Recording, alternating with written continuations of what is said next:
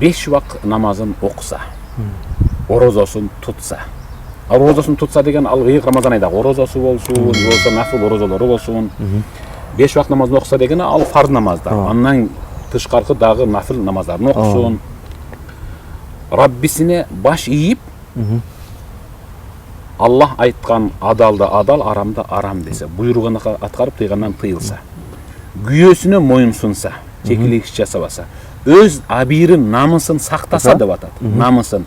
Бұл дегені ала жіпті аттап, күйесінің көзіне чөп салбаса деп атады. Қайталайым дағы.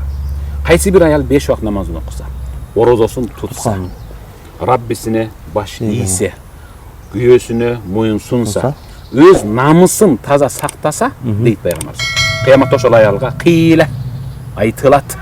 Айтылды деген сөз, бұл қийлә деген айтылды өткен чақ менен келіп жатқаны, болды, анын бейішке кирүүсү тақталып қалды деген сөз.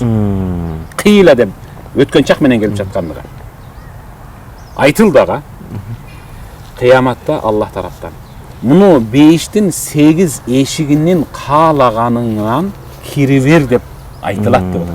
8 ешігі деп атат пайғамбар саллаллаху алейхи ва саллям. Ошо 8 ешіктен бири ал Райян ешігі. Райян ораза тұтқандар кирүүчү. Дагы башка бир ешик, дагы башка бир ешик. Бирөөлөр намаз ешигинен, бирөөлөр садака ешигинен, бирөөлөр хаж ешигинен, бирөөлөр умра ешигинен, бирөө жихат ешигинен, бирөө ораза ешигинен келсе, бул аялга каалаган ешигиңден тандап кирип кет деп тандоо укугун берип атат.